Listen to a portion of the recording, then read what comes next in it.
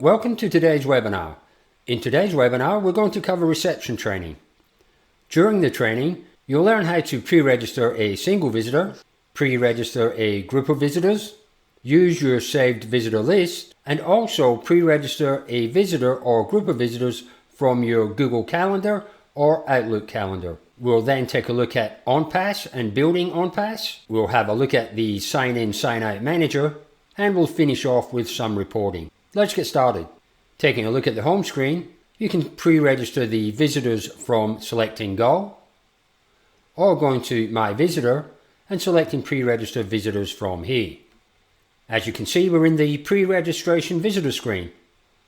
We have 3 visitors coming: Chad, Wendy, and Linda. We can see the expected date and time, who they are visiting, the location, and the send invitation. You can see a small red triangle, which we'll cover later, a message. We can sign them in from here, and by moving over to the 3 buttons, we can also see we have the option to edit, remove, sign in, send the questionnaire, and or send the OnPass. Taking a look at the expected date, we can see Chad is expected today at 1400. Wendy is expected today at 1700, and Linda will be coming tomorrow at 1300. Looking at the red triangle, clicking it, we can see that the pre-registration information is missing the question and the evacuation slide. We'll have a look at this as we move through the training. Hovering over the message and clicking on it, we can see we are to provide coffee at 1400. This is only relevant if you have a front of house person greeting the person in that will actually view the message. The visitor themselves will not see this message. Now let's pre-register a single visitor. Moving over to the first tab, select the drop-down menu and select single visitor. We can now see we have the visitor details, the event details. Scrolling down, we can see the coffee house entry questions. Scrolling back up, we'll enter the name of the visitor. By typing in just Mary, we can actually see how many times Mary has been to the location. Is it the correct Mary, or is this a new Mary? We can also see that these Marys are in the saved visitor list. Now, if we were to select any of the Marys from the list, it would automatically remember the details from the previous visit. So we'll add a different Mary. Mary Smith. Mary is from Coffee House. The visitor email. What you see here, you'll see red asterisks next to some of the details. These are mandatory fields. The ones without the red asterisks are only if you want to put them in. We're going to add an email. Add a phone number. You can see we have the option for assistance required. If in your setup you have assistance required as an option, this button will appear. If you do not, then the button will not appear.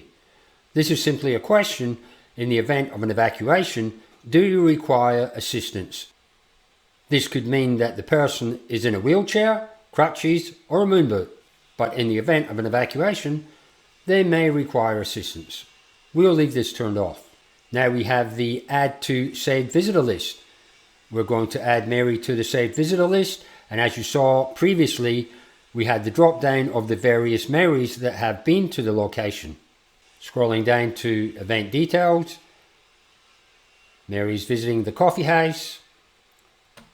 We need to select an employee. It will be Chloe. The date and time. It will be today at 2:30. End time 2 hours. Now at this point you can create a reoccurring event. For this example, we're going to look at reoccurring event. Turning on reoccurring event, we can see we have repeats. Repeat every starts on and ends. The summary, we have no reoccurring event details set yet. If we look at repeats, we can see it repeats daily, weekly, monthly, or yearly. We're going to say it repeats weekly. Now the repeat every is repeats every 1 week. We could make it repeat every 2 weeks, every 3 weeks, etc. We'll say this repeats every 2 weeks. And now you can see in the summary starts to change. Every 2 weeks, no days set yet. We'll select the date. We'll say it's Monday. We could select Thursday, Wednesday, Tuesday, all the days if we choose. But for this example, we'll just select the Monday.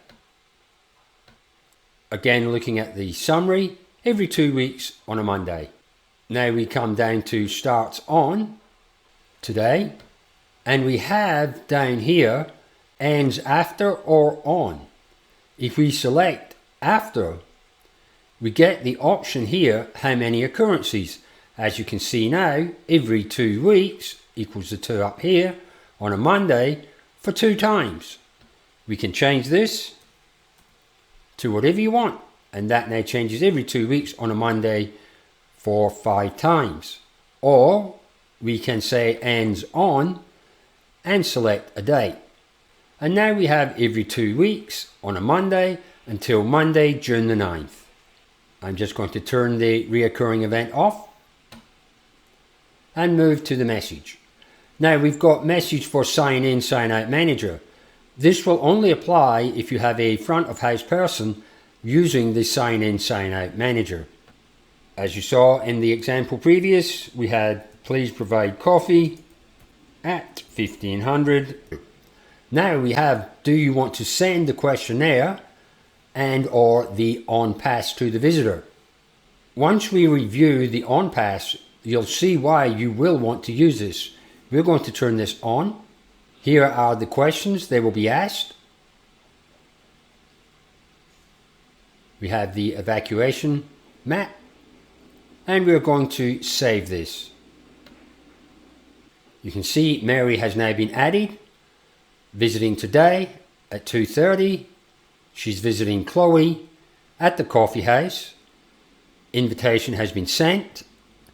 If you want to resend it again, you can click over the top, send the questionnaire and send the on pass, which has already been sent. When we hover over the red triangle, missing information, and click on it, we can see it's missing the pre-registration information, the questionnaire, and the evacuation slide. Once Mary receives this invitation, she will then fill out the invitation, and we'll demonstrate this shortly.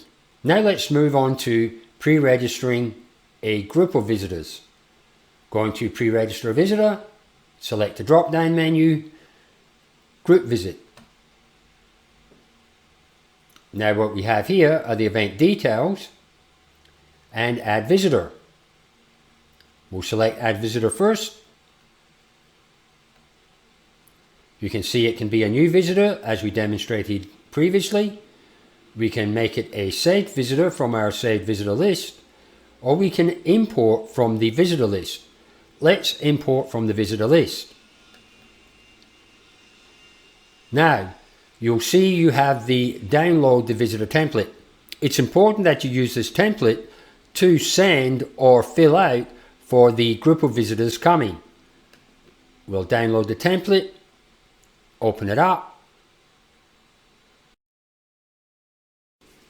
Looking at the template, we can see we have the full name, from, the title, the email, the phone number, mobile number, assistance required, yes, purpose of visit, meeting, and expected duration on site. What we'll do now is we'll drag and drop our pre-filled template in.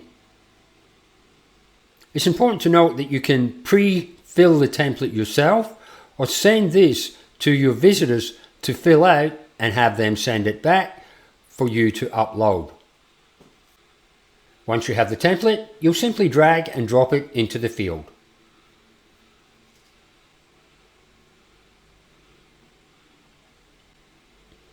As you can see now, we have the 5 visitors preloaded. Again, you can view the visitor by clicking on the name. You can edit the visitor and you can remove the visitor. We now want to add one more visitor. We can add a new visitor or one from our saved visitor list. Let's add a saved visitor. As you can see, I've saved 55 visitors. I'm viewing 1 of 10. I could page through the 5 pages. I could come down to the rows and select a number larger than 55. Or I could look for the visitor's name in the search keyword. I could now add Colin, and you can see Colin has now been added. We now have 6 visitors. Moving to the top, give the event a name, select employee, the start date,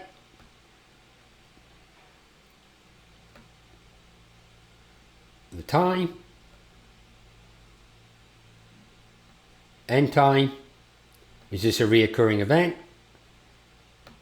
and give the event a description. Scroll down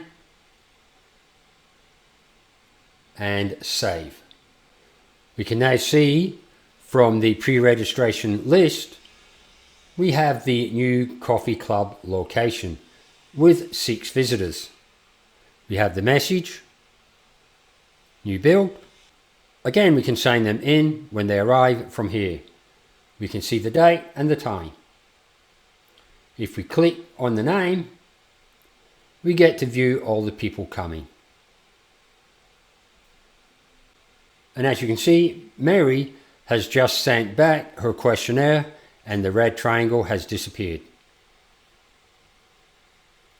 Now let's look at Manage Your Saved Visitors. Click on Manage Saved Visitors and you can see here we have all visitors, visitor groups. We can add a visitor group, or import visitors. Again, you have the search bar.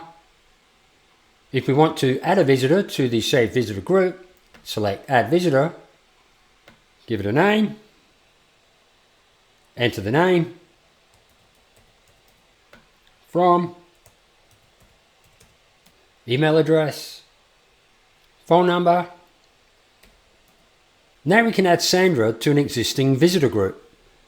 Select the visitor group and we can see the different visitor groups we have to select from. We're going to add Sandra to the new coffee club. And as you can see, Sandra is now in the new coffee club. You can see the 4, which indicates 4 people are in the club. We click on the 4 and we can see the various members of this group. It's important to remember to clear your filters before proceeding. Checking visitor groups. You can see all the various visitor groups we've got. You can see I have 1 of 10. I'm going to select drop the rows, select 20. Now I can see all groups on the one page. If we want to add a new group, click Add Visitors, add a visitor group, give the group a name, give it a description. You can add members or simply have the group. We're going to add Bill, Sandra,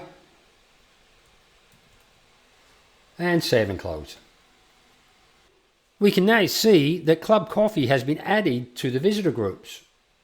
Now it's time to look at using your Outlook or Google Calendar to pre-register visitors. If we click on Use Calendar Invites, this will explain how you do the invitation. First of all, you'll create an event in your Outlook or Google Calendar. You'll add the event details such as date, time and location. You'll enter the addresses. Now the most important address that I would recommend using first is the visitor@who'sonlocation.com. The reason for this is the trigger that will send the invitation to the Sign In, Sign Out manager. We'll cover the Sign Out, Sign In manager shortly. Next is add your visitors, then send the invitation. Now let's take a look at sending an invitation through your calendar. Now let's create a meeting. The meeting will be at 2 o'clock. Give it a title. Check the time. The start time is 2. The end time will be 3:30. Now we'll add our guests. I recommend adding the visitor at who'sonlocation.com first. That way you won't forget. And the visitor at who'sonlocation.com is the trigger for the sign-in, sign-out manager. Now we can start adding the guests. We're going to add Wendy, as Wendy is our only guest today.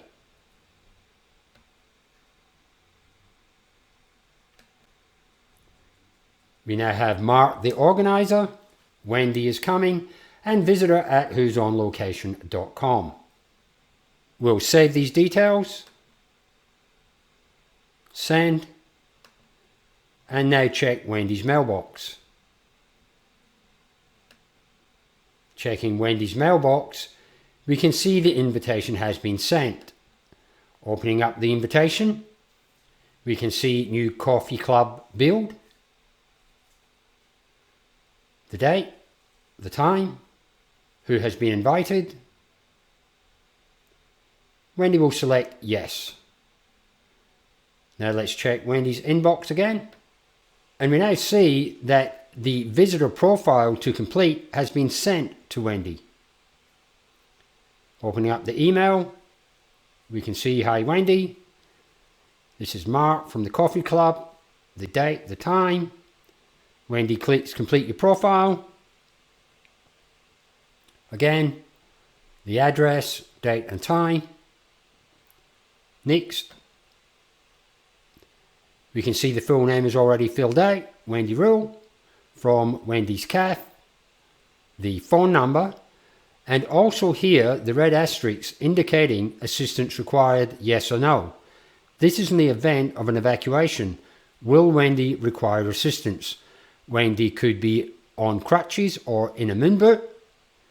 So Wendy selects no, she does not need assistance in the event of an evacuation. Next. Now the questions. Welcome to the coffee house. Please select your purpose for visit. Sales meeting, new location build, existing project, other. New location build. Are you an existing vendor or a new vendor? Existing vendor. Next. Now we have a map of the location for the emergency response. Acknowledge the site rules. Next. Wendy can now check that everything is correct. She could select the edit if something's wrong, but we're going to select save. Going back to Wendy's inbox, we can now see another email has been sent, and this is the on-pass. Opening the on-pass,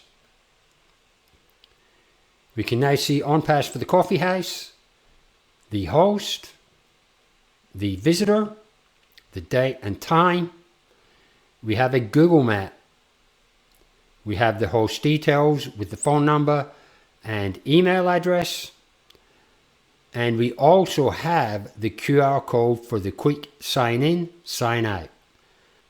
Now, if Wendy has access to this email on her phone, she can open the email once she arrives on site, show the QR code to the kiosk, and she will be signed in automatically without having to enter any more details, as this was pre-filled out. Scrolling down, you can see instructions on arrival. This is indicating that you turn right and proceed to the car park. Evacuation instructions. In the event of an evacuation, please follow all instructions given by the fire warden. Parking tips. There are 10 visitor car parking spots. Guest Wi-Fi, the login and the password. Neighborhood tips. Accommodation. Cafes. And that infamous taxi number that you can never get a hold of. The on-pass is excellent for interstate or overseas travelers. Now let's take a look at the Sign In, Sign Out Manager. From the home screen, go to Tools, down to the bottom, Sign In, Sign Out Manager. Now taking a look at the Sign In, Sign Out Manager. This would be at the front reception area where someone is actually greeting guests in. You can see here we have Due Now, Chad and Wendy. This will appear 1 hour before the expected arrival time. We can see Due Today, Chad, Wendy and Mary is coming later at 2:30. This week, again we can see Chad, Wendy, Mary, Linda and the new coffee club location with 6 people coming. Next week, no one. This month, 5. All 5. You can see the on-pass has not been sent here. If we want, we can click on Send On-Pass. You can select all, deselect all, select individuals, but we're going to select all. Send the on-pass, and you can see the on-pass has been sent. We'll close, and it now changes to green. Now to view the visitors, employees and contractors currently signed in, we'll select the Sign Out button, and we can see visitors, employees, contractors. So the visitors we have currently signed in are Steve, Adam and Sandra. If we want to sign one of these visitors out, we'll simply select the Sign Out.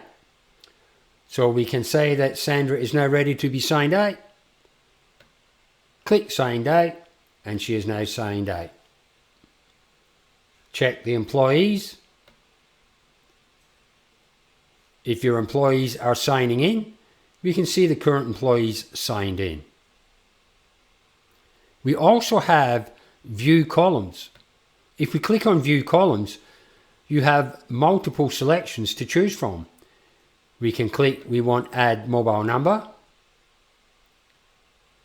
View More Columns. We could look for notifications. We could remove the sign-in mode, remove the photo, and remove the zone. Now click out, and we have a totally different view. We can now save the view by clicking on Save Current View. Give it a name you want. You can make it your default view. We'll save it. Now we have this view.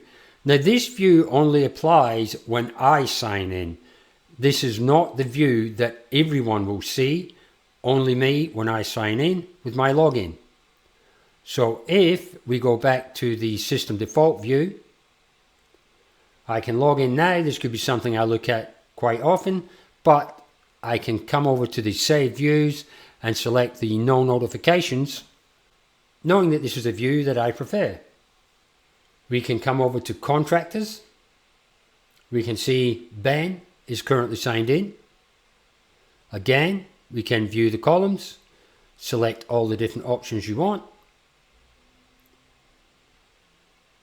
Again, coming over to Save Views. And as you can see, the Save Views are different for visitors, employees, and contractors. Now coming up to the top right, we have the star button. This is to save this page as a favorite. You'll see this in various different pages. It could be a page that you would like to visit often, and you save it into your saved favorites, which are here by clicking on the star. You also have the square with the 4 windows. I currently have the panic alarm set on, or I can look for the on-site summary. Now let's take a look at reporting. From the home screen, coming over to reporting, you can see you have various reports. People present, custom questionnaire, acknowledgement notice, geolocation, notification summary, on evac reports, SOS reports, scheduling, panic alarm, delivery and certification reports. We're going to look at people present. Selecting people present, we'll select view report. Again, you have your data source for visitors, employees or contractors.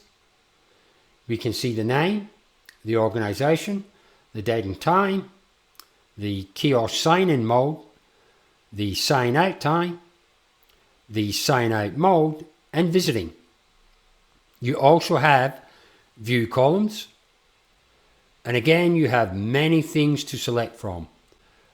You can turn off different options and turn on options you want.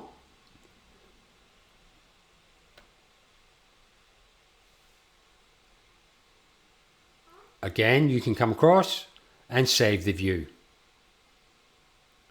Selecting a different data source, we can go to contractors.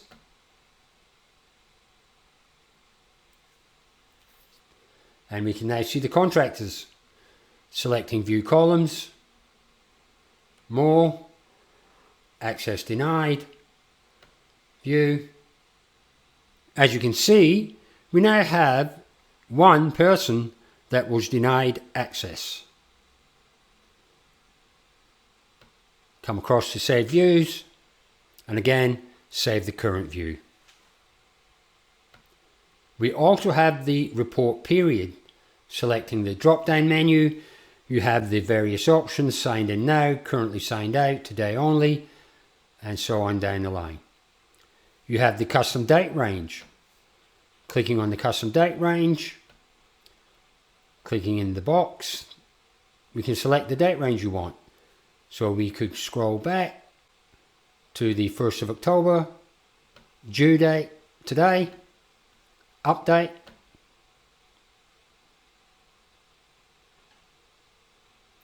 and we've now gone from 1 to 10 of 10 to 1 to 10 of 57.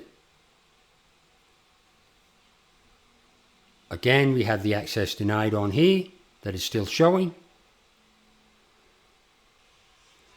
Again, you have the number of records showing, which are 10. We can select 20. And we now have 20 showing. Remember to select update to refresh it. We now have filter by search query. If you're unsure of what this actually does, we can go over to learn more and see it filters by name or organization. Let's enter a name.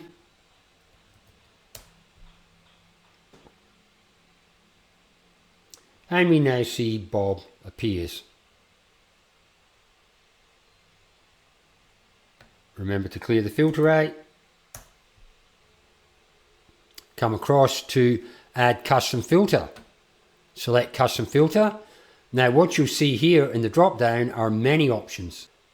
Now you see you have all these various options: access denied reason. You can scroll through the number of options and select the one you want.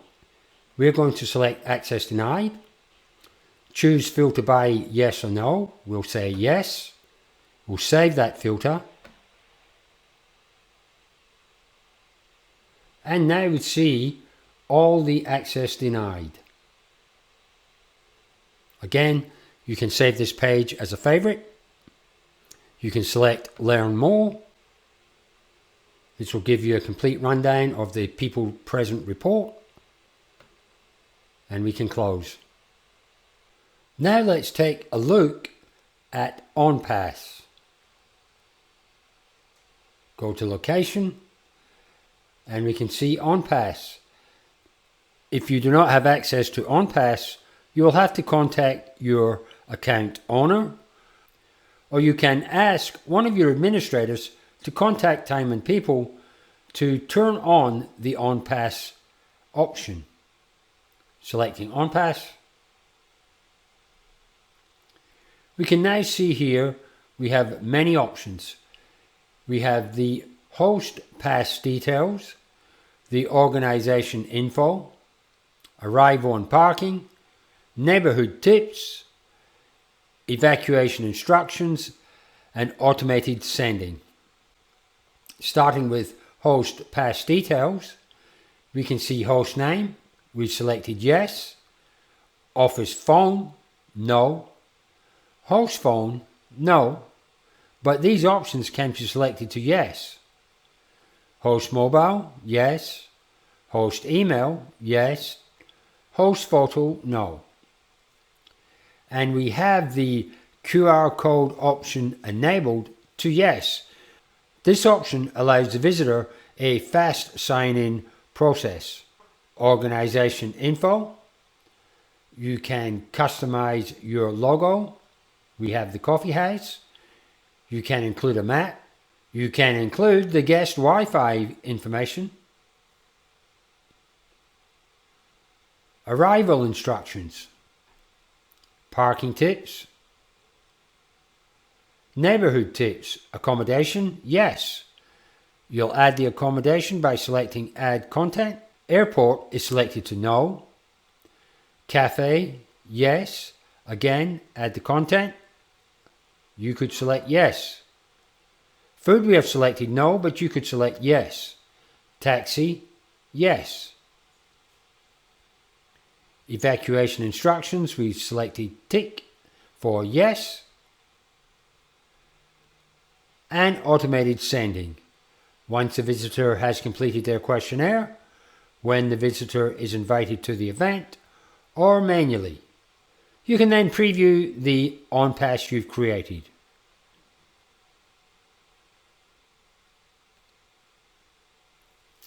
And that concludes today's webinar. And if you have any questions, you can contact helpdesk@whosonlocation.com.